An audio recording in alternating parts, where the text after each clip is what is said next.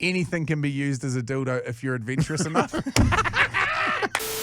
How are Sniper? Welcome to the podcast, Friday edition. It's going to be a David Longy today. I'm Duncan Hyde. This is Jay Reeve. We're doing it from our radio studio today. If you're watching the video online, a couple of reasons. Yeah, we've got a very, very, very incredible guest that's going to be joining us. J-Mo. J-Mo actually was a guest that you teed up. I didn't have I did a little bit of research this morning, but didn't have a lot to do with it. And I was sort of thinking, be 15 minutes. Ended up being an hour. Yeah, so we got put together. So I got an email. Basically, backstory of it was a very good friend of mine, Claire, manages talent in predominantly Australia, but across the world. And she said, hey, I'm going to be in town and you should catch up with my buddy J-Mo. He's out on a book launch. Mm-hmm. And I was like, I don't even know if we've got space for that. And that was me checking my emails yesterday from an email that was sent about 10 days ago. And Showboss Teagues is just a weapon. Made it happen. J-Mo made it happen. And I am so, so glad that it did, because the book and the story and the learnings and the ability to reflect on it and create space to be better, all of the shit that I love comes from this chat. Oh, he's review of his book. Take this book home. It's honest, brutally raw, heartfelt, and ultimately uplifting, a ray of sunshine for anyone weathering life's storms and seeking hope and strength. He's incredibly funny. It's called Mental as Anyone. You'll have a chance to win copies at the end of the chat. But as per, like we always do, we start the podcast with a war story. Attention, snipers! Gear up and hold your positions. It's time to load up some war stories. Your tales from the front line, brought to life. Prepare to fire. I'm going to go on this one. I got one from Andrew. I'm not going to say where in Australia is, but he is in Australia because I realised there's a first and last name of somebody coming up. Morning, fellas and fellette. My story is of Poo Revenge. It was when I lived in a small town around 19 years old, now 52, and the period of juvenile participation in the use of marijuana. In this period, we used to hang out at the achiever of the group's house. Someone that was actually doing something other than fuck all. That he rented with his hot and easygoing girlfriend, whom didn't care that 5 or more of us would come around a couple of nights a week until all hours and to partake in FGP, funny green plant. We would dribble shit, watch movies, whatever, till we'd wander off into the darkness of our drive home. On the night of this story, one of us, we'll call him Craig Wilson because that's his fucking name. First and last. Yeah. Ruthless. Told us he had to head off because he had an early start across the state for work. Nothing was thought of this strange occurrence, and the evening went on as normal. After a few hours, the rest of us decided to head home on this chilly winter's evening. All getting into our frost-covered cars simultaneously with goodbyes and friendly fuck yous. I started my car and turned on the wipers and heard the horrible crunchy noise of the wipers on ice with a gap in between. Turned the headlights on and noticed something on the screen. Here we go. Noticed something on the screen, which was with every crunch and swipe of the wipers started spreading across like Vegemite, taking a minute to realise it wasn't budging or dispersing. With water, I got out to my car to find 4 other mates doing the same thing as me, and just as confused. The more or less stoned of us, the more or less stoned of us investigated and screamed at the top of his lungs that it was indeed shit, human shit. Our fucktard of a friend had stood on each bonnet and snapped off a brown tail right in front of right in the middle of our windscreens. Credit where credit is due. It was pure genius, but I was not letting him get away with this without some poo retribution. On a frozen windscreen as well. That's a great play. After not showing for the next few FGP evenings, we had to beat the shit out of him of sorts at footy training. all the while as he laughed manically. This is so good. Long play. It took me at least 3 months until I had the chance for revenge because he was like a fucking meerkat every time he was around any of us. When this all happened, it was the days of 1980, 1990 Ford Falcons and the glorious days of Bowser service at petrol stations. I had my last chance at a friend's 18th that we'd all attended, and I had to leave early with my girl because she had some fucking sport thing on in the morning that I had no interest in, but it gave me the perfect excuse to do my deed. I got into the car park, pulled down my strides, and perched my ass on top of his rear number plate on that old Ford Falcon, folded down to get... Oh, yes! On the old Ford Falcons, the rear number plate would flop down, and in behind it was where the petrol cap was. And so he's folded it down. He's made himself a little shelf to shit on. I didn't even put two and two together until you said that. It was so good. We had the exact same one on a 87 GL Falcon. Oh, yes. It was the Giga. No, we didn't have the Giga. We went the fancy. Yeah, great. After a bit of effort and a guttural sound, I let loose the brown anaconda I'd been holding in since that morning's usual appointment with the porcelain throne. When finished slowly, with great delight, I pushed the number plate back into position. Now, the best part of the story was at the next FGP gathering. He proceeds to tell us the story of that day when he found my little revenge rendezvous for him. He had gone to the local survey to fill up his car. The innocent attendant came to his window, grabbed the keys and asked how much, and then went to the back of the car while Mr. Wilson watched in the rearview mirror as he bent down to pull on the number plate. He said he watched as his head disappeared and then saw him recoil like there was a real fucking anaconda back there. After gathering himself and the keys, walked back to the driver's window, threw the keys at him and said, "Fucking fill it yourself," and walked off while the rest of us were rolling around on the floor laughing. He told us of the horror he had to clean up at the hot wash before refueling. He never went back to that servo. Up the storm and fuck the wires. Oh, controversial. Love your work, boys. Keep it coming. Yours truly. That's so good. I would, because you wouldn't be so clutch. You wouldn't be filling up unless, like, back in the day, you would run it bone dry. Oh, yeah. Because there's always the chat of you've got to empty a tank completely, then fill it up completely so there's no condensation building up in the tank and rusting it out. It's like a real old school way of doing it. So the fumes would supposedly keep it dry until then. But if you were to just keep topping it up and topping it up and topping it up, then the water would never be washed out of it. So you'd always rust out your tanks. Fuck me. It's not like you could drive off. You just have to deal with it there. That's bloody one of the clutchest plays. The only other way I was trying to think that could be better would be if he did manage to do it again in winter, and you could, when you pushed it in, it then went all around the cap, and then it froze like a solid poo turd that you'd need to like chip off. Well, the air conditioning vents on those old Falcons too just drew straight in off the bonnet. So we had a cat piss on ours one time, and fuck me, we almost wrote the car off. It was rancid, absolutely rancid. I had a weird dream last night. Tell me about it. So there was one person I recognised who I won't name, but it was like one of Dixie's mates. And we were at an Airbnb, and it was like just relatively... It was you had that swinger dream again? Nah, unfortunately. And it was like, you know how stuff super abnormal can happen in dreams, but it kind of, like, for the situation, it feels normal. So I was sitting there, and there was sun going through a ranch slider. We were at an Airbnb, and Dixie's there as well. And it wasn't a sexual dream, but I sort of, as I was looking out the window being like, that is a fucking mint view, I heard a conversation going on behind me. And the conversation was, yeah, we'll just, the photographer's going to be here in 5 minutes. We're going to do some artistic nude shots. And I was like, what? Did I just hear that right? And I was like, whatever. And then, sure as hell, the person I know was Starkers. As soon as the photographer arrived, I turned around. I was like, whoa, shouldn't be seeing that. And she was up against the wall completely nude, just with her bum showing, but like boobs away, and took a couple of snaps. And then out of nowhere, there was like 6 other girls that were also getting artistic nudes taken. You said it wasn't sexual. This sounds well, like nothing ends up happening. I just felt awkward. I was like, why are all these like people nude that I know here?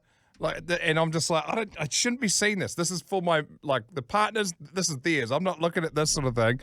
And then the dream just basically ended. I was like, what the fuck? And there was also part of my dream where I had it was a different part, really strong smell of cat piss. I haven't smelled it in so long because I don't have cats. Rancid. So pungent, which is what reminded me of that story. But did you have Dare tablets last night before going to bed? No.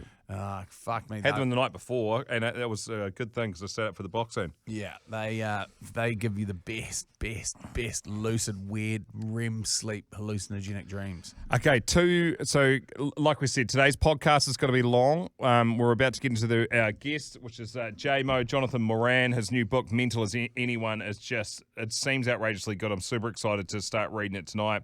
It's available anywhere. We'll put a link in the show notes for the episode notes if you want to buy it. And then at the end, we'll do War Story number 2, decide our winner, and you need to tell your Mars Volta story as well. Yes.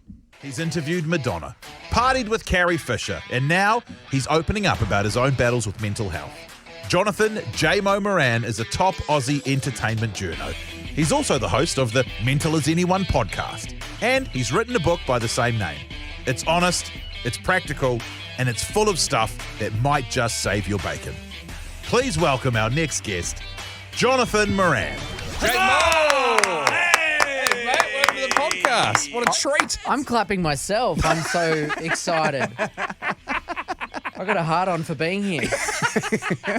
It is great to have you here. Apologies for being so absolutely shit and shambolic with any form of comms.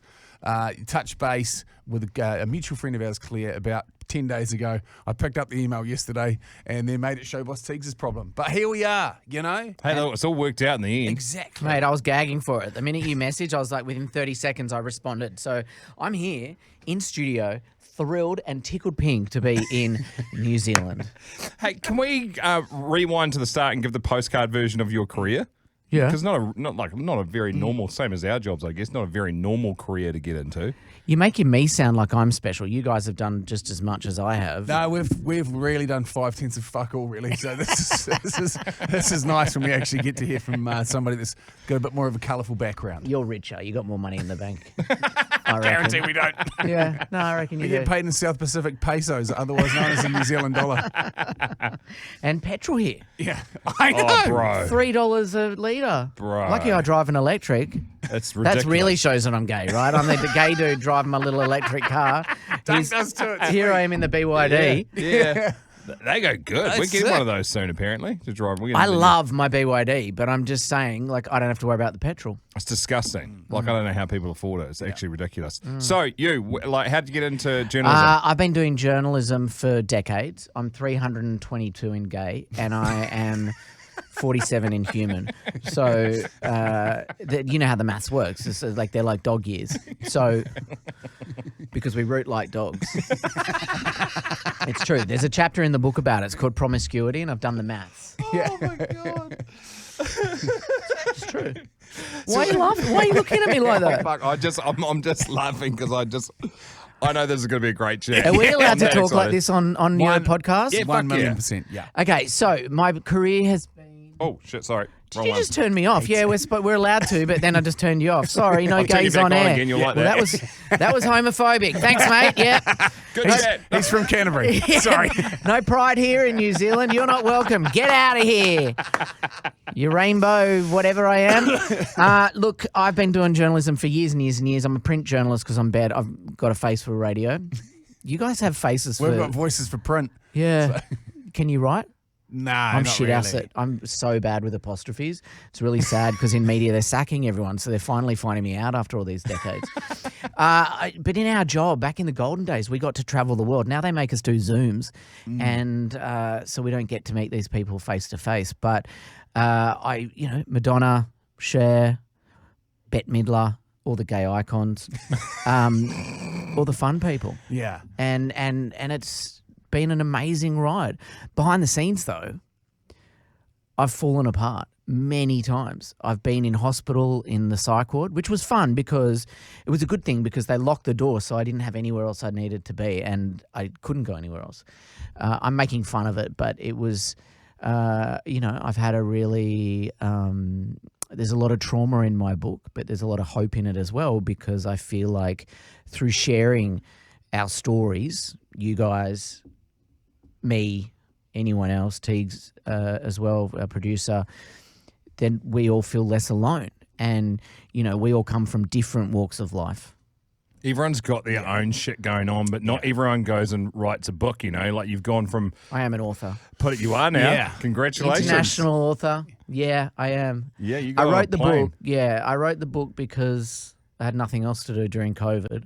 Ah. And I was like, my brain was like rip snorting out. I was like, I just needed to do something. I couldn't sit still.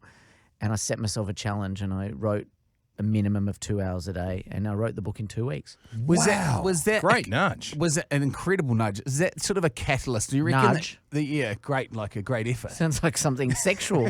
Could be. I'm here for it. I'll do it twice. That was nudge, not fudge. All right.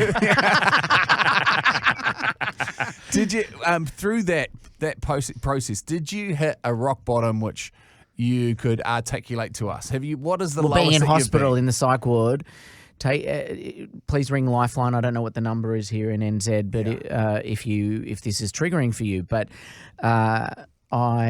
did you put your hand up because you were waving at someone? Or No, you just thinking, just relaxing in. Yeah.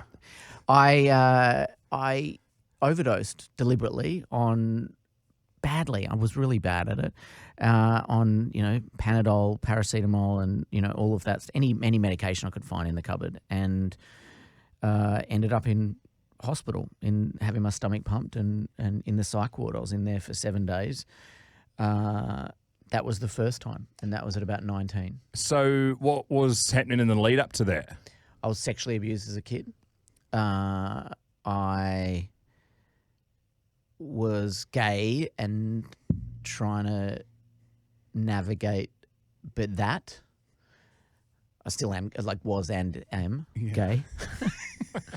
I've been a bit of everything, really, to be honest. If you read the book, you'll see that I'm a tinfoil gay, which means that there's platinum gays that haven't actually ever touched a vagina, and there's tinfoil gays that are they are putrid. We have been everywhere to all of the places. So a platinum gay is a gay that was born by Caesar. That's so good. You weren't expecting that, were you? is No, so good. and these are the insights that we would not otherwise get. And this It's is in what the make- book. It's I in the know, book. But this is what makes this chat so good. And up until so if we take it all the way back to your childhood, everybody has trauma, and you can't. And I'm not diminishing yours at all. It's relative. I'm Yeah. not in a war zone right now. I have Yes. bombs going off. Yeah. And so no matter what that is, it can be a catalyst for things heading in certain directions. And at what point did you go, I'm going to become a journalist through all of that trauma? What was it that made you go, this is the craft that I want to hone, and this is where I see my skill set? I was obsessed with famous people as a kid. I think everyone kind of is a little bit. That's why gossip and celebrity and everyone, idolizes you guys and radio people and TV stars and stuff. And why people love Instagram and want to be Insta famous. I kind of just wanted to do something in the media. I don't know. It just was who I was and who I was never great at English. I wasn't English language class. So I wasn't, looking to do journalism as a great writer. It wasn't about being Shakespeare. That bores me to tears. I don't write my journal. My journalism isn't something that you need to get a thesaurus out and go, ooh, whatever. That's so wanky. I'm not interested. That's boring broadsheet stuff. And so, I don't know. I just followed that path. And I love telling people's stories. I love hearing people's stories. Yesterday, I met an amazing person that came to my book launch here in Auckland, and I just connected. This morning we had breakfast because I just wanted to sit down and have a yarn with her about life and her story and where she came from and where she's going and what meaning she gets out of life. And to be honest, there were tears in the conversation. There was laughter in the conversation. And that for me is connection. And so journalism for me, yes, I have to write about fucking influencers in bikinis in Bali when I'm stuck at my desk. But I also get to write real stories about people going through real stuff. And that for me is what I want to be remembered for, not the clickbait stories that I have to write for my job. Yeah, it just does mean that you can articulate your own feelings, your own story better also. And then Evidently, but I'm swearing more. Like, I'm not actually using the best words today. well, I've just had the exact same experience, and it does. You feel let down when you actually listen back to it and you go swear words, because we talk about it all the time. We say swearing is lazy language. Yeah. But sometimes it's the greatest way of emphasizing something as well. But with what you've been through and then being able to articulate it into a book, because I think for most people, ourselves included, you get stuck in these situations and you kind of don't know what it is that you're going through or how to put it into words so that people can help you or that you can even understand it yourself to be able to help yourself, which is why Mental as Anyone is Can I probably disagree so good. with you on something? Yeah, 100%. I don't think swearing is lazy language. I think swearing is relatable language. And the fact is we're, told we can't swear, and appropriately in certain situations. But it's relatable, right? Yes. We all swear in conversations. When you're sitting with your mates having a beer, it's not like we all sit there and talk in proper English and do, I'd love to see that. The Queen's I'd English. love to see that. We're ladies doing lady things, sipping tea. And so, let's be real. This is, it's real talk. And I think that's a really important point around mental health. If I want to sit down with you guys and we're having a coffee, I'd have a coffee because I don't drink, I don't take drugs, I don't do any of the fun things anymore. But I will say to you, how are you? And I want you to give me a truthful answer. I want to hear a truthful answer, and I want to give you my truthful response to that answer. And that may involve swearing. So yes, it is lazy if you're just rattling off shit and just doing it, whatever, willy-nilly. My ADHD noticed there's an Easter egg there, which is a bit disturbing because it's July. I think it's been there since February, and it's had my eye the whole time, but it's not mine. I think it's like some sort of test, and I've been looking at it for months. It's brutal. Yeah, we think it's a booby trap as well. That's why we just leave it there. Or it's laced with something. And then in a second, I'll just be munching on it. So I think the whole point that we need to do in life is connect and talk, because the problem with the mental health conversation is that we have not gone past asking, are you okay? Mm-hmm. Blokes in particular, more fellas take their lives each day than women. 3/4, we were just talking about the stats, 3/4 of the people that take their life each day, each year, men. And I think that's because we don't know how to receive the answers and we don't know how to give the truthful answer. So if someone says to you, are you okay? You will say, yeah, I'm chipper. Totally. Fine. Yeah. No one will go past that and say, I'm having a pretty shit day. And then if I say that to you, you wouldn't know what to say. You'd be like, anyway, right, so I'm going to order another beer. We make a habit of it too, because we obviously in the building here there's truckloads of people. So yesterday I was going to the bathroom, crossed paths with somebody coming out of the bathroom. He's like, how are you, mate? And he's like, I said to him, pretty fucked. Feels like my kidneys have been punched in. Went in for a urine test and blood test today. We'll see how that goes, eh? And they're like, I fucking don't even know this person. Like, See, I now go halfway between that when they go, how you going today? Oh, how you going? I say, yeah, good today. And they go, ooh, wonder what yesterday was like. Yeah. I thought you were going to tell me that you have your hemorrhoids and that don't go into stall number 3 because it's pretty messy in there, mate. been an abomination. Still in there. So to circle back to the book, at what point, I guess, when did you decide to give up drugs and alcohol? What was the catalyst for that? I did all the drugs and alcohol. Yeah. ran out. You got to the end of it. I just kept having benders. My mum died. That sent me on a really bad spiral. My mum was my best friend, Trish, and I lost my way. I am proud to say that I kept my shit together from a professional perspective, but behind the scenes, I was an absolute train wreck. And on my days off, I would go out, I'd get on cocaine particularly, I'd party my ass off. It's an industry where everything is available, and I would do what I could, and I'd spend every cent that I had on whatever I could find, and I'd be sitting with the homeless people in Sydney, in King's Cross, trying to score another bag of cocaine at 5 a.m. And that's pretty rock bottom for me. Not like I feel for people, obviously. That's not dissing people that are homeless.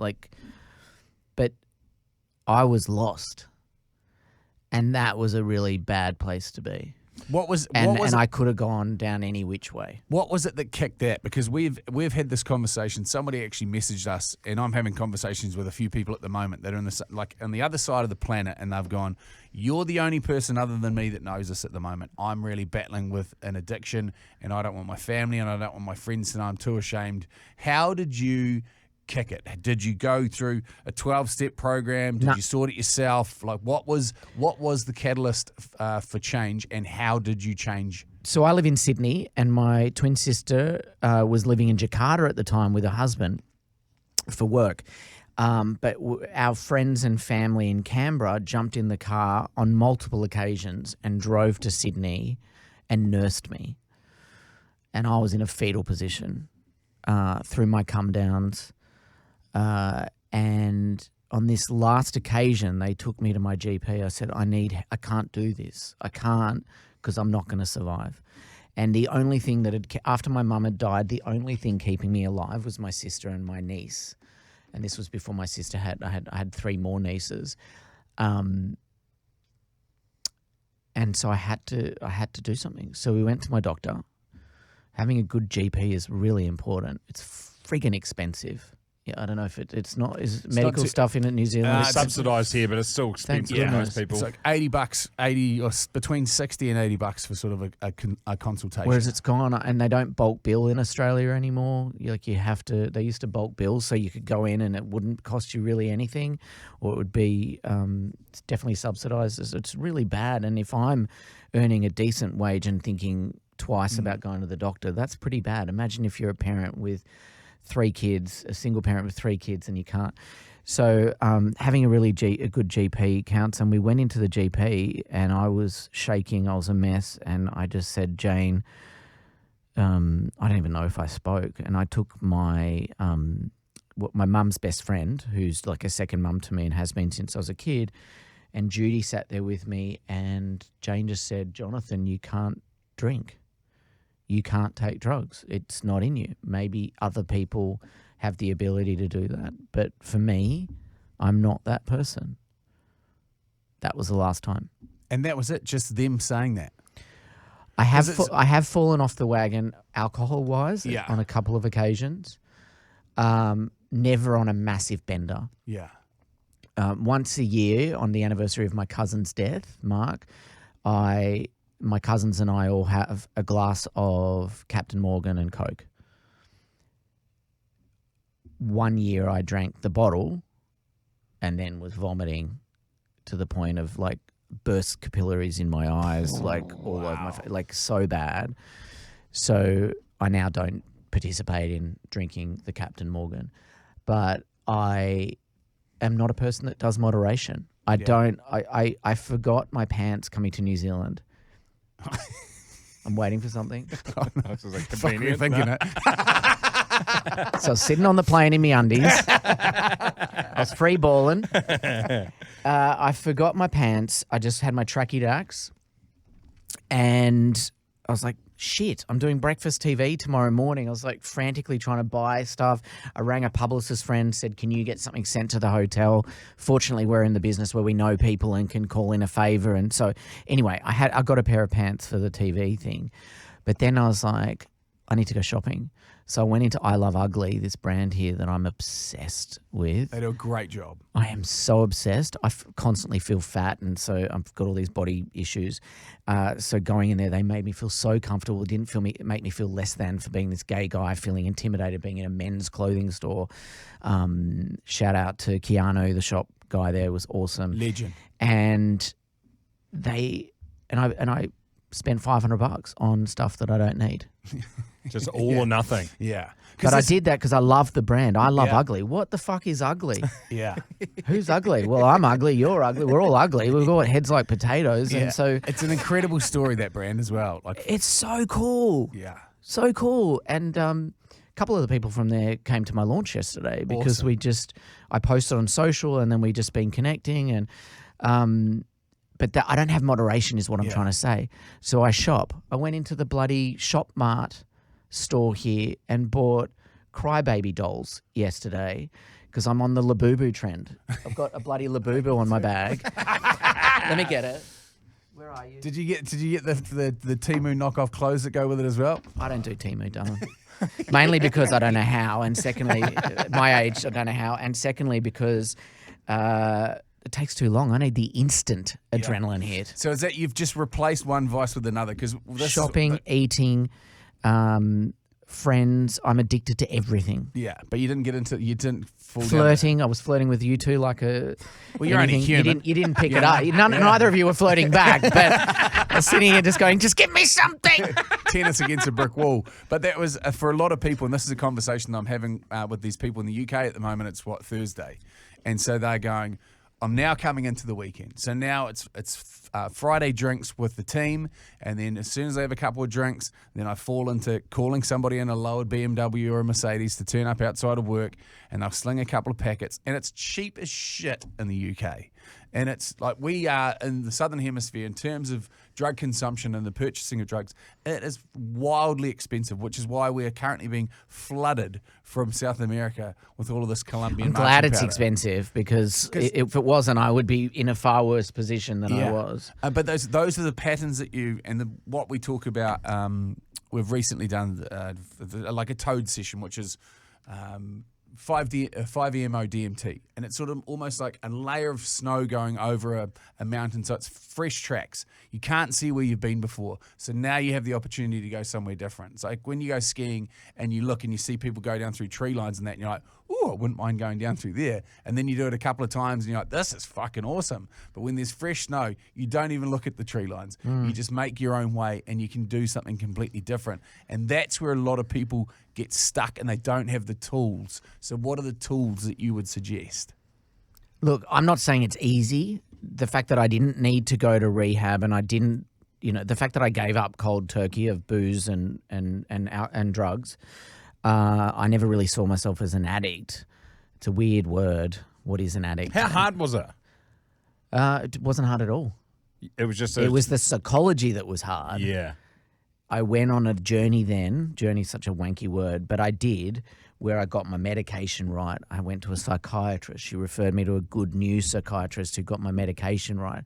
I had to take a month off work, and I went to Jakarta and stayed with my sister and a hubby. And I had to wean myself onto medication because it was so intense, the meds that I was on. And the medication wasn't for the drugs or alcohol. It was to stabilize my chemical imbalance in my brain. A lot of people are anti-medication, whatever. That's fine. For me, it works. Whatever works. That's right. I'm pro-medication in the right situation. And that's what I did. So it wasn't hard. The psychology of it was hard. I didn't need to do AA or any of those things, but other people are different. I'm just wired in a different way, and it's easier now. There are situations where I feel I'm nervous. Actually, I'm going to the footy tonight with mates. I know, gay guy going to the footy. Woo, weird. I'm going to wear something special. I am going there and I'm nervous because everyone's going to be drinking. My social battery is low. I'm socially awkward in those situations. How do I get out? So I'm going to reserve the right to go, have a look, buy some merch because I got a shopping addiction. There we go. And then I'm going to bugger off. Yes. Unless you feel like staying. Unless I feel like staying. Yeah. But my friends know. So you put yourself in that position, but you communicate and they know what's up. You're just not going to be doing the shithouse shuffle. Or I They'll be don't like, communicate. I overcompensate. I walk into a room and I'm like, hey, yeah. I was walking through the office and I was saying, hello, everyone. How are you? Blah, blah, blah. Inside, I'm dying thinking they're looking at me that who's this fat, balding old dude trying to be cool and young wearing I love ugly, cool clothes. Like, that's what my head tells me. Yeah. So I mask it too. Fake it till I make it. How much is it Dr. Jodie? Yeah. How much has she helped you and in what way? She wasn't my doctor. So Dr. Jodie Lowinger, basically I wrote this memoir and so it's my journey, it's my story, it's the sexual abuse, it's the issues around sexuality. It's not all dark. There's light and shade, and there's real joy and hope in there, because I do want to be alive today. But we also didn't want to just put a steaming turd on the table and go, yeah, let's pick apart my trauma and like laugh at some of the bits, or not laugh, or go, yeah, sucked in, he's dealt with shit, I'm got my shit together, or I'm whatever. I wanted to give people something that will hopefully give them something to help them. I'm not a doctor. I've played doctors and nurses. I was the doctor. I'm a top. And that's where Dr. Jodie came on board. So I'm affiliated. I forced myself to become an ambassador for an organisation called Gotcha for Life in Australia. Gus Walland, a great broadcaster, and one of the greats, yeah. Yeah, he is founded this organisation and he found that a mate was not well, and that we weren't talking about this stuff, and that we need to get into prevention rather than dealing with it when it's a crisis for mental health. So Jodie is a non-executive board member on Gotcha for Life, and so I rang her and said, I want you. I wanted a woman. I didn't want a man. I don't know why. It was just my head wanted a woman. I guess because I don't know. Anyway, so I rang her. We met for a coffee. We instantly connected. She really got the idea that I didn't want this psychobabble talk. I wanted it to be real talk. My book isn't Shakespeare. This is me just talking like you're having a conversation. And so at the end of each section, there's 4 sections in the book, and it's got I can't even remember. I'm so discombobulated. Sexuality, addiction, self-esteem, life and death. And at the end of each section, she's written sort of a bit of a summary making sense of what I'm saying. Amazing. That's so amazing. cool. And then there is thought starters. So I'm going to jump. Let's jump to, I'm just going to flick to 154. So I think that's one of those, when somebody can summarize what it is and give an articulate understanding from a medical standpoint and what you can do, those tips and those tricks and those thought starters that you're talking about. We had a guy called TJ Power who's got a great name. You know, Yeah. TJ Power. Yeah. He was on the show and he did the exact same thing. He was like, I was a rat bag. All the things that we do as, you know, as bad humans sometimes, he did those things. And then he figured it out from a chemical standpoint in your brain why we do them. And then when you understand it, like I now, like at 42 years old, I now understand why I make the decisions that I make. And fuck, that's a long time to just be running wild with no, you know, user manual. Yeah. Yeah. And I mean, we're so arrogant in life. Totally. That we think that we have all the answers. I think that's a great, I just realized how rich your ring is on your finger. Wow. Can I have that? It's gold with all these little sparkling black diamonds. I just wanted to give you an example. So in the section on self-esteem, I'm the sort of person that I don't like looking in mirrors because every time I do, I feel all I look at is the fat. And so I talk about that and about my body dysmorphia stuff. She talks about how do you help a loved one if they're struggling with low self-esteem. Things like, you know, it's distressing, and you can see their worth, but they can't see it. That's even more distressing. For me, I don't like to look at a mirror, so I don't look at mirrors unless I have to, which is not really an easy thing in life in general. Yeah, but there's a lot of reflections in the world. There's mirrors everywhere. Yeah. But one of my favourite things in the book is these reflection prompts, which sound very wanky mung beans. I do them with my kids all the time. You know, like sitting around Byron Bay in Australia, kumbaya, you know, or with, you know, sarongs on and shit. Stinking of Sandalwood. Yeah, but you know, it sounds pretty nice to me right now. Or then rushing off to our colonic. But you know, if you were, and the prompt that she's provided are for you if you're going through it, or if you're a person that has a friend that's going through it, which is worth its absolute weight in gold. So it's got something for both. Yeah. Sides of the conversation, and that if you don't give a shit about my story, that stuff's interesting. Perfect. If you don't give a shit about the psych stuff, then read my story. But there is something for both people. And the thing is with this book is that you'll go back to it. How many books do we have on our shelves that we'll never go back to? Probably most of them. Yeah. Well, I've started rereading the books that really resonate with me. So this is one of those ones that you'll continually go over because who you when you are have today, a wobble, it's nice to Yeah. have like 4 or 5 there that you can go back to. And the really good ones, like especially the self-help ones, you'll read again Yeah. because you forget. It's like having to, like, I don't know. I ride old motorcycles, and so therefore you need specific tools for old motorcycles. And if you don't have them, then it's fucked, and you can't use the thing that you actually love. So these are tools which you'll be able to continually go back to and tinker on yourself and make yourself better again. Because what you are now, what I am now at 42, will be completely different in 5 years' time. Probably be We're all different in works 6 in months' time. progress, Yeah, right? exactly. Will be different tomorrow. And how I am right now, I do this thing on my social media where I go on there and I ask people, where are you at? And I do it on the podcast. Where are you at right now? Are you on a scale of 1 to 10 on the mental wellness, mental fitness scale? What are you guys? I'd say 7 or 8. I'd say probably at a 9.5 on the mental fitness part. Physical fitness, I'm at like a fucking 2. Like my body Same. is Well, falling I didn't actually apart. ask about your fitness. He doesn't care And if I'll you be can the- do a fucking beep I'll test or give- not, mate. I'll give you a full assessment of your fitness a little bit later, off air, and I'll let you know where you're at. And what about you? Truthfully, Yes. after this chat, I'm probably an 8. Yesterday, I was a 3. And what was the shift between that and today? But I can jump, those figures can jump all over the place. My brain sends me in different things. And the day before that, the morning that I was flying to New Zealand, I literally could not stop crying. I was sobbing in my kitchen as I was packing my bag. Yes, I packed my bag and I put the suitcase on the ground. I was packing it in the kitchen. And I could not stop crying because I was freaking out that no one would give a shit that I'm coming to New Zealand.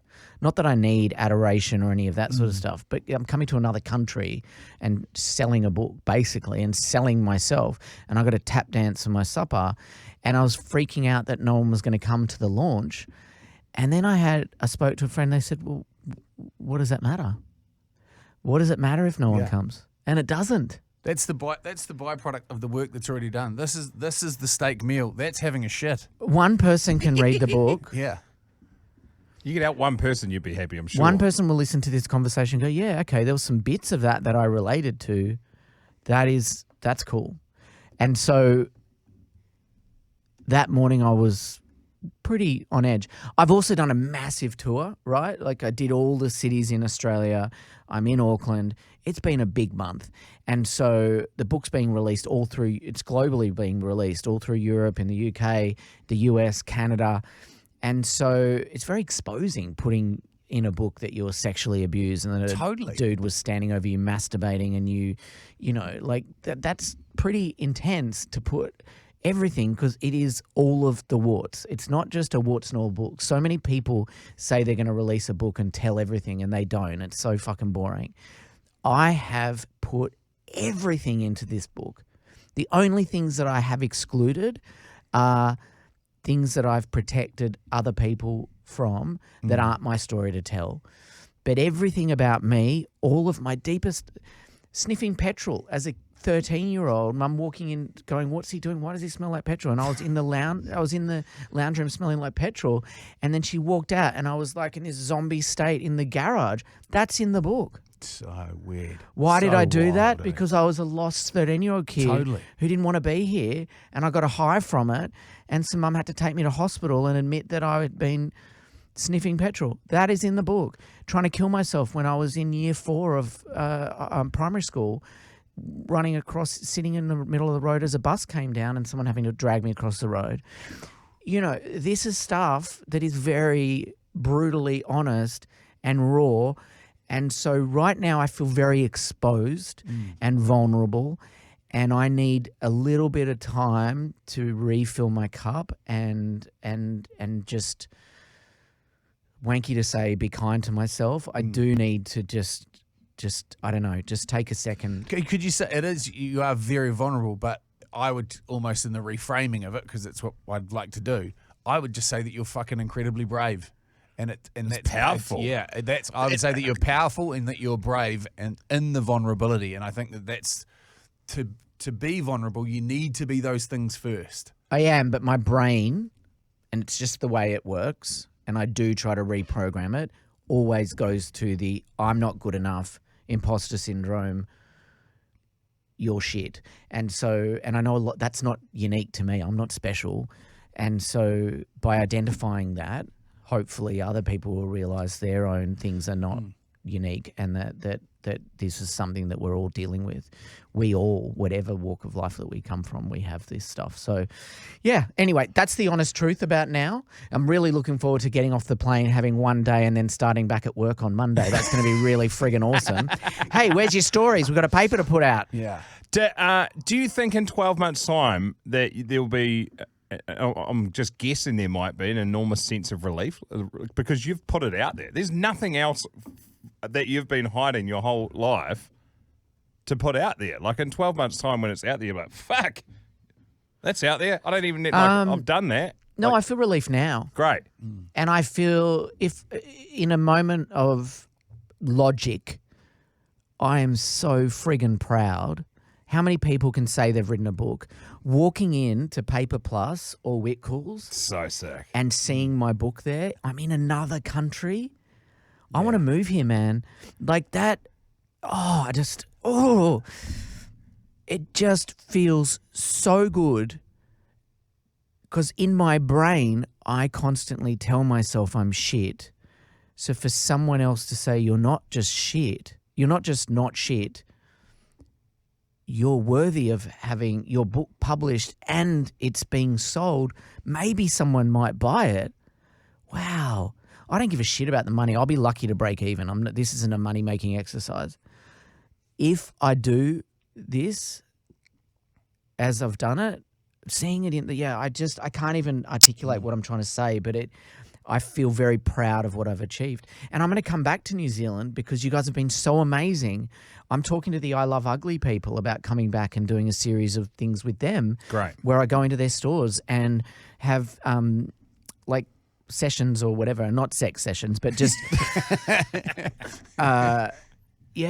just I'm very, very grateful. Yeah. I think if you were to imagine, this is what I think of it. If you were to imagine this book and throwing it into a lake and then the ripples that come off of that is what you're creating. Every single time one happens, every single time a book gets sold, that goes into somebody's hands and there's a ripple effect off that person. And you imagine how many have moved and how many ripples that you've created. Like when you think about it's just stacking and stacking and stacking and stacking. It doesn't take long for what you've done to cover every corner of the globe. And that in itself is wildly impressive and worthy of you stopping down and maybe going through one of these sections that has, what have I done lately that's made me incredibly proud of myself, and reflecting on that part and going, holy fuck, I have made a massive difference. Yeah, and I'm feeling that. And I feel that here being with you blokes. Definitely. And it's a good feeling. But I'm going to be, it's like that whole conversation about are you okay? I'm going to be honest with you. I do need a second just to say, hey, I need a moment just to take a chill. And I think that's okay to say what you need in life. It's a good lesson, I think, to recognize. I'm very good at recognizing when my head is not in the right direction. And so that's what I'm going to do. I would like to ask a couple whatever it is, the answer's yes. a couple of questions, and this would be considered to be probably the clickbait stuff of this interview, but I'm genuinely interested. How the fuck do you end up partying? Were you partying in a hotel with Princess Leia? No, we weren't partying. What happened? I'll tell you the truthful story, which will be much more interesting than the book has the story, and it's there, but I allude to one bit about it.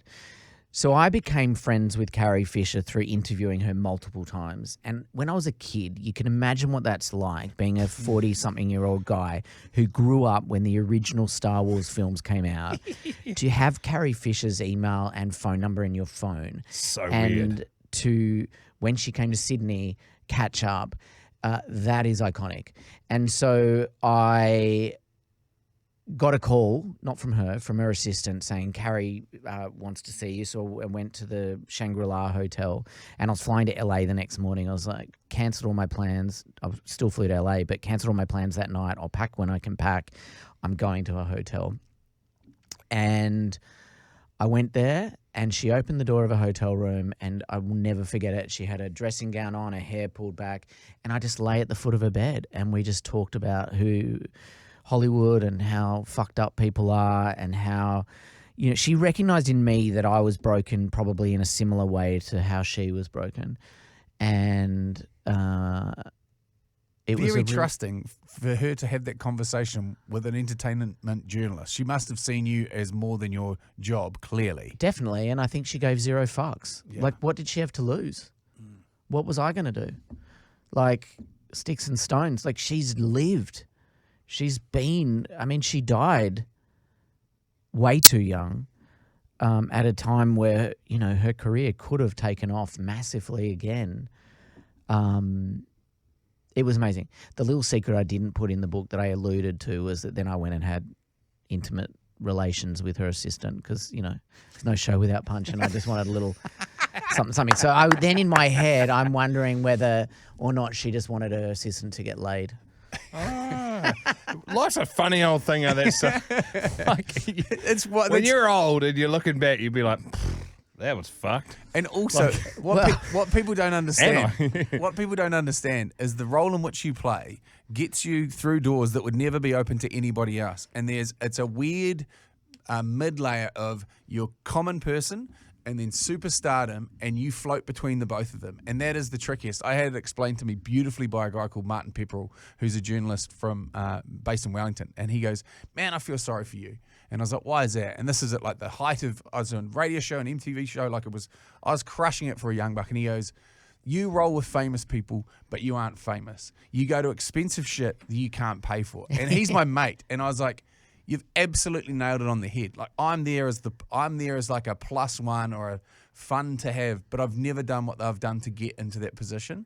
So it's like an unqualified position that you're in.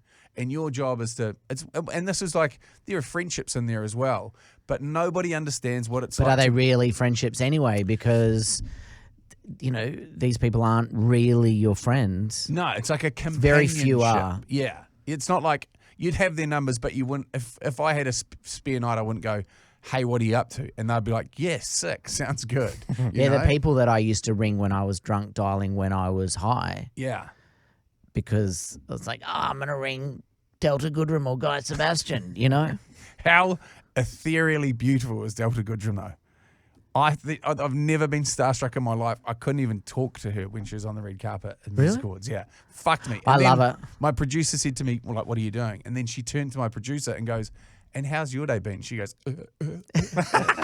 And that was my only saving grace. She was like, what the fuck just happened? I was like, I didn't even know.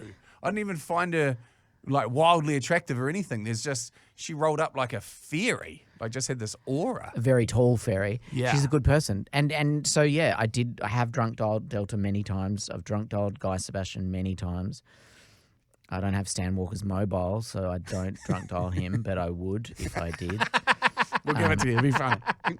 We're mates. He's doing amazing things. He's this in week. crucial Off things with, here, yeah. Where is he? In Hawaii with Jason Momoa doing his God of War. Yes. He was singing there. I reckon my secret is that he's going to be in the next season of that, with the Apple series. I wouldn't be surprised. He is one of the coolest individuals that I like you could him a ever lot. come across. I like him a lot. I used to think he was gay, but then he married this super hot woman. Yeah, I'd say that you were not alone in that, and he does have an incredibly beautiful wife, and it was a cool story because they went full circle. So they were together and then separated, and then she went and had a family with another person, and then they've come back together, and now they've created their own family together. Oh, wow. Can I just say one thing?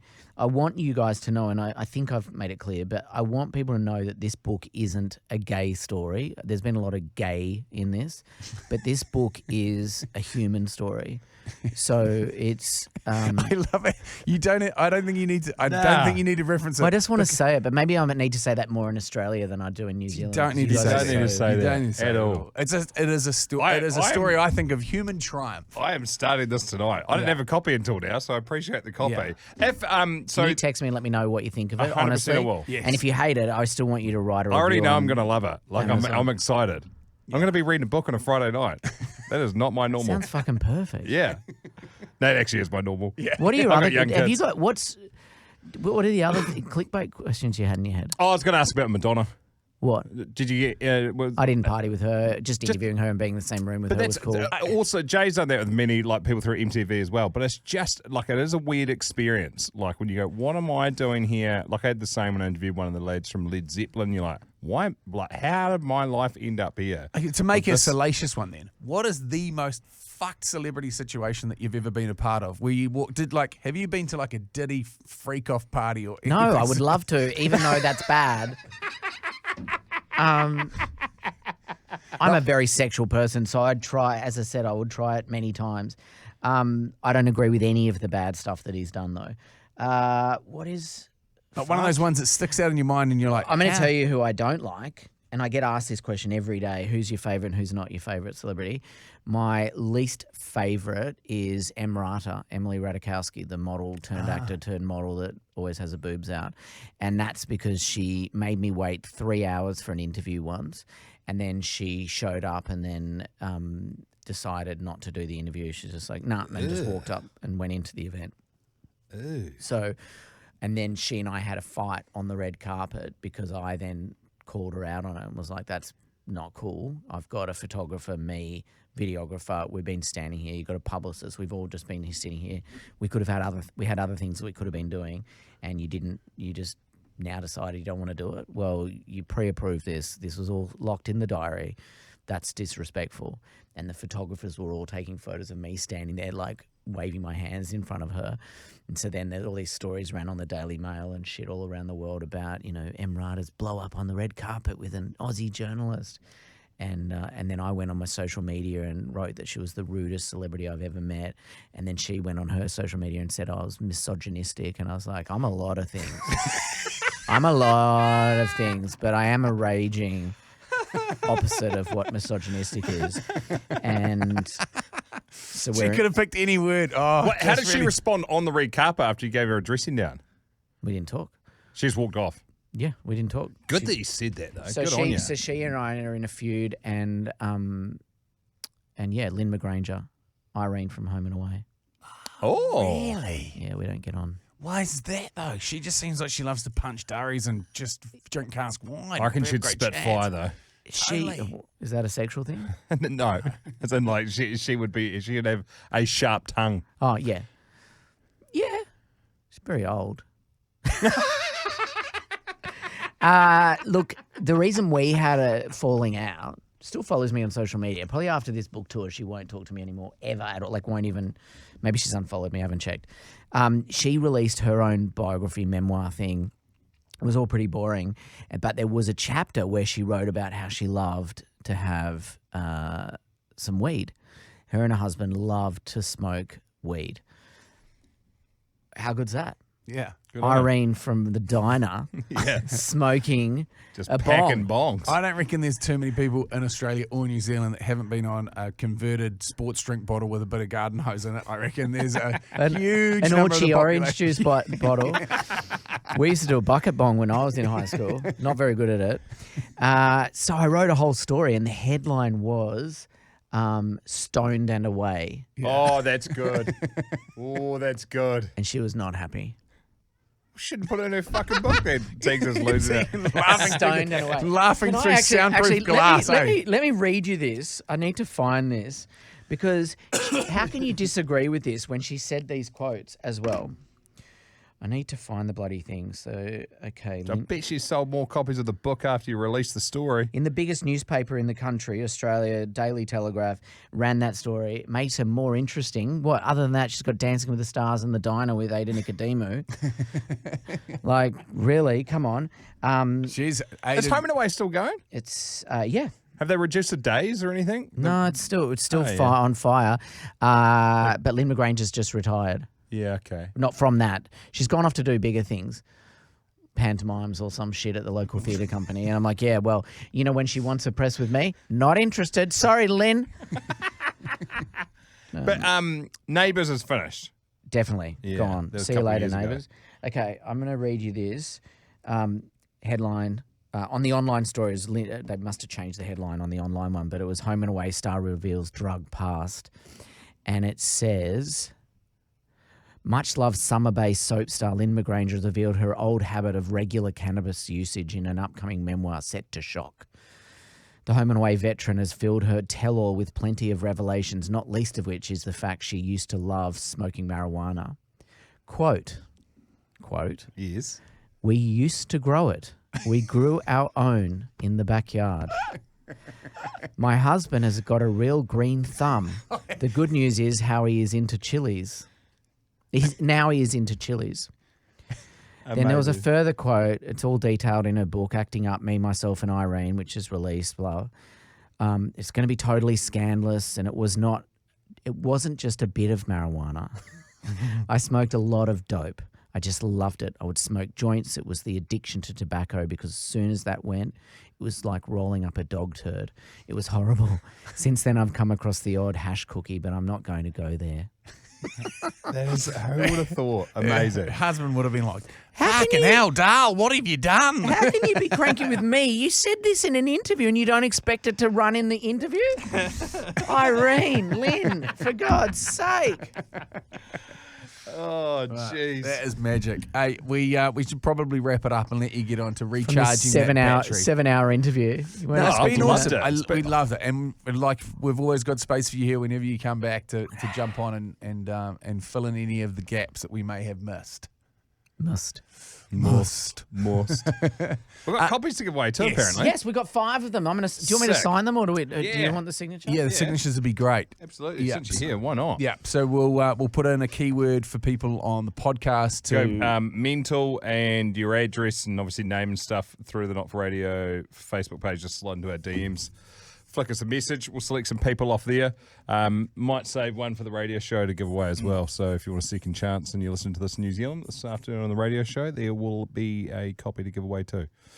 Jesus has been good. It has been. It's exactly what I need on a Friday. I love the energy that you bring into a room. It really You thought I'd makes be a boring, difference. didn't you? You're like, oh, No, this your mates with friggin' Claire, so I dude knew that who- nobody that Claire is friends with is boring. Who is this dude coming in? So Claire is a talent manager, a New Zealand talent manager who's now based in Australia, New Zealand, and the greater part of the world. And she is a force to be reckoned with. She is a unit. She's a loose unit, and she is the best unit. I love her. You catch up with her tonight?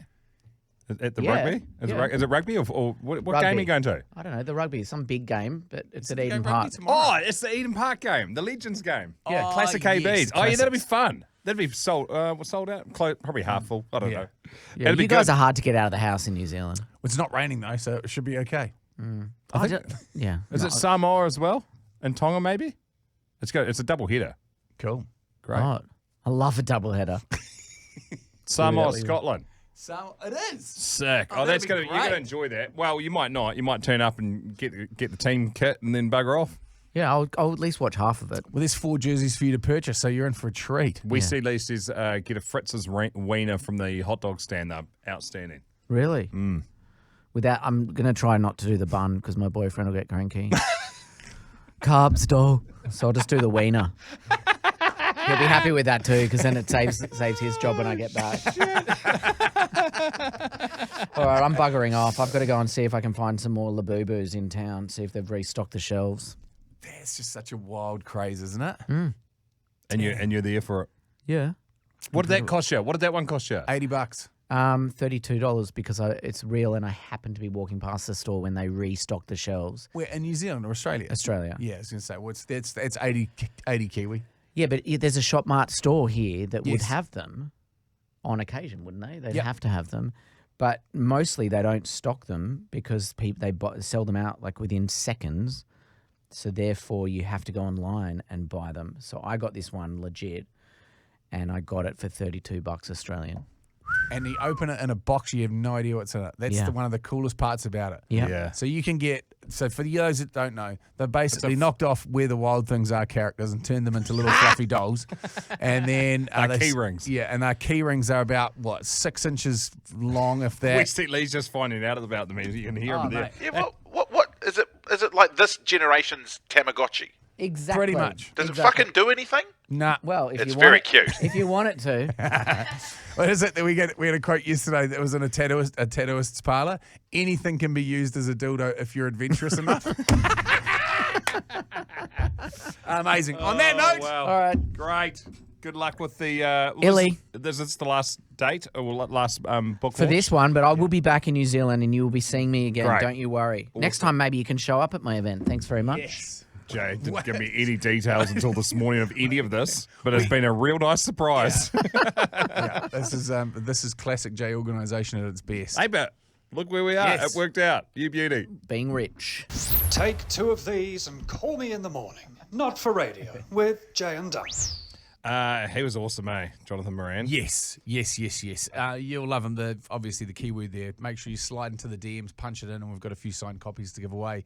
Well worth getting your hands on, and internationally distributed as well, so you can get it wherever you want. So, what a day of guests. We've got Sam and Ellie from the UK here, have based themselves in the middle of bumfuck nowhere here in New Zealand, place called Bulls, and it's unbelievable as Bulls, small town, but you guys are you jockeys? We're jockeys. Get a little bit closer on the There it is. So, we're jockeys based in the UK. Jump jockeys, Yeah. So we're a little bit bigger than your average Seven Dwarves. So we're doing Not okay. much taller. No.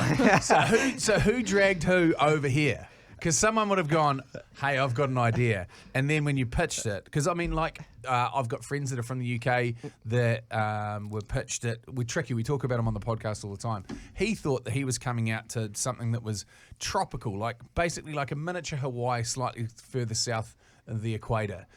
Did you think it was this amazing, great place and that every single joint looked like the Bay of Islands or Mount Cook or amazing? Or did you know what you're getting yourself in for? So all the lads would say to me, they say, Sam, you've got to go to New Zealand. He said, if you go to New Zealand, you'll never come back. He said, it's the place for you. If you like milking cows and you like riding horses, he says, this is the place. And you like beer, you'll be absolutely sound. So I pitched it to Ellie, and I've listened to your podcast for God knows how long. And I thought, right, we're going to go and have a look. They're crying for jump jockeys here. Because you get smashed to fucking smithereens on a rig. So for those that don't know, explain what exactly that is. So we ride over a little bit further distance to the flat racing, and for some reason, they've put obstacles in the way, so we have to jump over them. We have hurdles that are probably about 3'6", and they jump to chase fences that are about 4 foot, probably 4'2" would be a standard reg fence. Yeah. Yeah, a bit bigger in England than you have them here, but. They're sort of similar size to England, but over here they call them live fences. Yeah. So you can brush through them, and they are live. Whereas ours they're all put up fences. Yeah, okay, so ours are so they growing don't on the move. track. Yeah. Whereas Yeah. you can sort of brush through yours a little bit easier than the Yeah. ones back at home. How the fuck did you get into there? Family, really, isn't it? It's just having a total disrespect for life, really. Yeah. I don't know. It's just I just fancied it. I was always sporty, and I was just good at sport. Loved football, loved rugby, but I got too small for rugby. That started to hurt. And even football, I got too small for football, so I thought, fuck yeah, I'll just stick to horse riding, eh? And So you went from you went from maybe 100-kilo person running into you to jumping on the back of half a ton Yeah. and being 6 foot Yeah. up in the air and getting trampled by. yeah, power play. That's what that is. I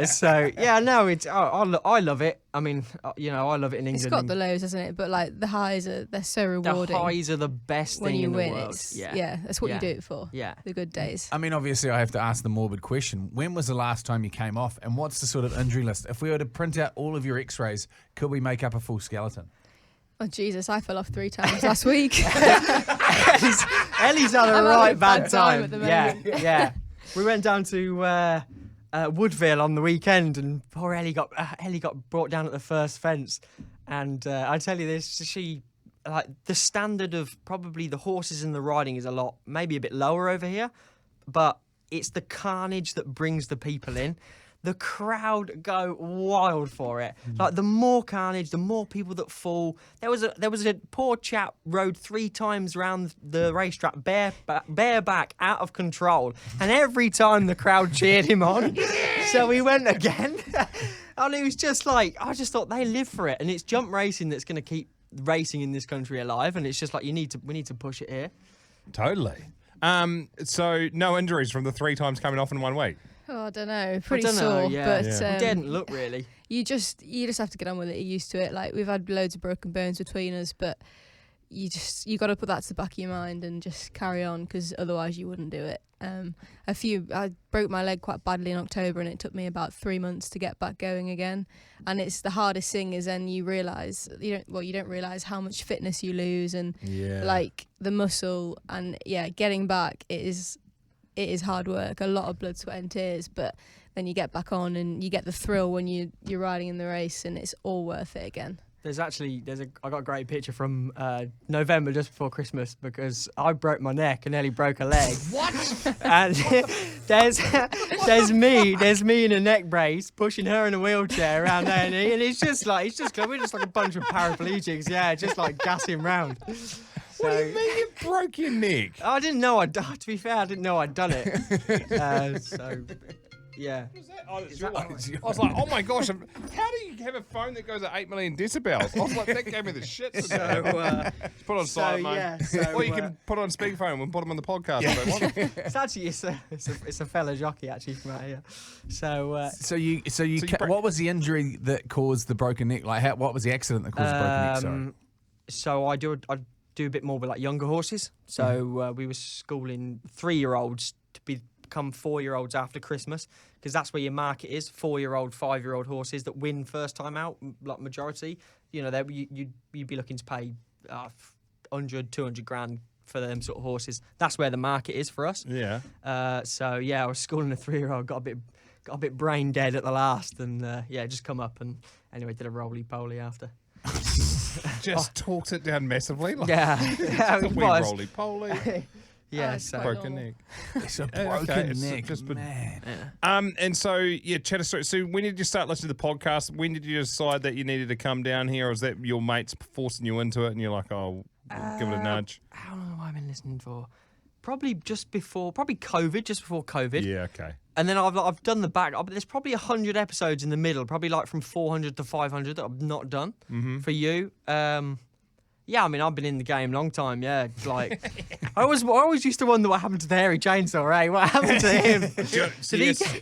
Should we tell her? Is he in Oz? Wait, he's still here. No, he's here. He's here. He's landscaping. Yeah, so he had a couple of written warnings and then sort of signed his own death warrant and was no longer able to be employed by this company. But now he does like a lot of acting. He works on film sets and also does landscaping. Okay, cool. And heaps of emceeing. Like, he does like last night he would have been doing a pub quiz out east as well. So he does lots of emceeing as well. Yeah. Which is he's a special bit of kit. Yeah, he's a beautiful mind, pure chaos. Yeah. Unfortunately, I don't know. He's a hard one to keep online. Is he? Sounds a bit like you, to be honest. Yeah, jeez. But it's a special type of community that listens to this podcast, eh? It's just we're all the same. bizarre. Mate, It just kept getting bigger and bigger. Actually, this is going to sound kind of self-saucy, but this is something that got sent to us the other day by one of the Sniper Elite, Phil Sutton. I recently did another podcast called Between Two Beers, basically. It was like, just finished the Between Two Beers pod. What a listen. Just want to say thanks for the content you put out and the messages you send and the standards you uphold. I'm continually amazed and inspired by the way you and Dunc managed to be so fucking loose, but carry more respect for others and especially the women in your life than anyone I've ever listened to or known in life. The whole male world could do with a dose of this mindset. It's amazing the level of filth and depravity the NFR team managed to produce, but not a single bit of it is disrespectful to other individuals. You all deserve a massive pat on the back. Up the wires, the boys and the whole NFR family. And I think we struggle It's a very nice message. We struggle to articulate what it is that we do, but I think we know that that's what we're trying to achieve. Like, it's pretty fucked up, but I think that is the best explanation that I've had of what it is that this podcast is, and that community of individuals, like the Sniper Nightmare Facebook group. Like, such a wild ass set of. We were saying the other day, there's a bloke that was listening to a Not For Radio episode in Helsinki, Finland, and was listening kind of. He was there for work. He was listening semi-quietly on his phone, and then in a thick Finnish accent, someone's like, "Is there another sniper here?" I don't know what a fucking Finnish accent is. And so this a Viking. Yeah. So some big Finnish bloke and his missus were like, oh, we are part of Sniper's Nightmare group as well, and we love Not For Radio. So he sat there drinking beers and I'm like, what the actual fuck? Yeah, Small world. Very hard to wrap your head around when Yeah. it's just us talking shit, and it's it's got big. Now we've been teasing this for like 3 days this week. Jay's got a story about how he come unstuck. Be careful how you say it, because let's just say this accidentally happened. It was long enough ago that it doesn't matter. Okay, good.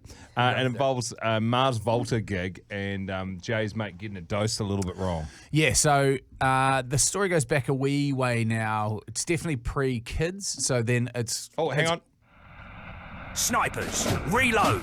Another war story incoming. Eyes on target, scopes dialed in. Let's see who hits the mark. I'm just wary this might be our longest podcast ever, so this is the last war story. You're going up against the one from earlier with the bloke that cacked on the windscreens.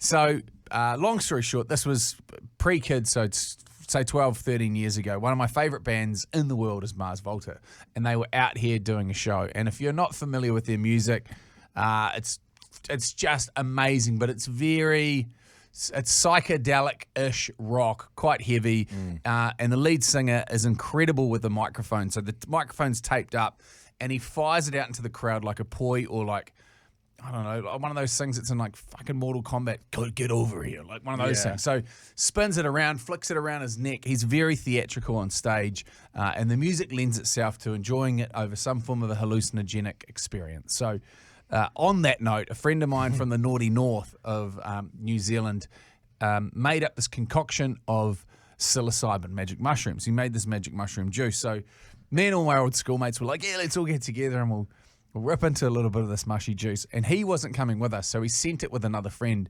And his advice was, take 2, don't definitely take 3. And by that, he meant 2 shots of this thing. So imagine a shot glass. So we all sit around, we have the first one, it tastes a bit shit. It's like a blended up, like a shroom smoothie sort of thing. At this stage, I should point out that it's still illegal here in New Zealand. And you shouldn't be doing this. And I understand that, and I learnt the lesson. So we basically get this, and when you are partaking in psilocybin, it's generally in a managed dose and you measure it out. But even then, you might have the cap of one and the stalk of the other, and the stalk fucking thumps you and the cap does nothing. And so to even it out, we had the first one, had a couple more beers, then had the second one. And we're kind of sitting there and just fell straight into the classic trap of, I'm not feeling anything. Are you feeling anything? The rest of the boys are like, no, we're not feeling anything. This is just the mistake everyone makes, might say. So we're like, fuck, we'll have another one, you know? So not heeding the advice of have 2, don't have 3, we dived into the third one, and all of us were committed, in for a penny, in for an absolute pounding, it turns out. And so we chop away, the taxi turns up, and just as we're getting to the gig, we've got a friend of ours who was a serious drug abuser for a number of years, and he's like our canary down the coal mine. So if he's going okay, we're all going to be okay. Chuck him in. So just before we turn up to the gig, he starts falling apart, and we're like, fuck. Old mate's he's going to pieces, and so he turns around and looks at us and he goes, we're fucked. I was like, oh God. Some of us haven't indulged as much as others over time, and so we're a little bit, we're hesitant to do it in the first place, but we were kind of all coerced into it. And so this is where things start to wobble, because he was going about 15 minutes in front of us each time. First one, 15 minutes. Second one, 15 minutes. Third one, 15 minutes. We know that in 15 minutes' time, we are proper fucked. And so you've got a decision at this point to make. Like, are you going into the gig? Do you just go to the toilets and write it out, or are you going to go right into the thick of it? So I went with option 3. So we turned up, and because all of our brains, like our heads had literally been flipped open, our brains taken out and thrown down the road at this stage, we walked into the gig, and all of us instantly got disassociated with ourselves and each other. And I was like, well, fuck, I'm here for this gig. So I basically stomped my way to the front of the railing at the gig, and Mars Volta came out, and the lights are spectacular, and the performance is spectacular, and I'm thinking this is just awesome. Like, it's heavy, but I'm in control here. So I'm rolling through this, and my brain's going all over the place, but I'm managing to hold on to the roller coaster. I went from being the pilot to the passenger and in a spectacular way. And so probably about 2/3 of the way through, I'm like, shit, I'm starting to lose a grip on reality here a little bit, and I'm starting to wig out. So I was like, okay, this time I'll get out of here. I'll bail. I'm peeling out. And at this point, I was working. I had a radio job and a TV job. So there's a relative large number of people at this gig who recognised me just because I was a big cooked human. And so I spun around. I reckon I took about 3 steps and then just completely blacked out in the crowd and just dropped like a sack of shit. Oh. And so the next thing I know, I'm coming to and I'm getting picked up over the railing by security. One bloke's got my legs, the other bloke's got my arms, and they're these 2 humongous Pacific Island guys who I've known have worked doors at events that I've been a part of for years. And they're like, holy fuck, Jay, what have you taken? And I was like, I had some mushrooms. And they're like, you're fucked. And I was like, no kidding. So they take me outside and I park up on this rubbish bin.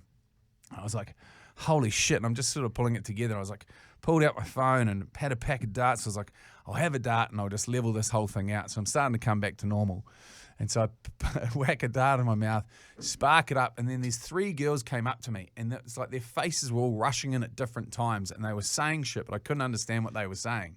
And I was like, what are you fucking talking about? Boom, lights out again. So I slid off the rubbish bin, cracked my head on the concrete, and woke up to them going, put him in the recovery position, put him in the recovery position. And as I was coming to, one of them goes, oh, he's pissed his pants. And so I'd hit my head so hard that I'd pissed myself. And so I was like, ah, shit. Oh, my God. This is a real issue.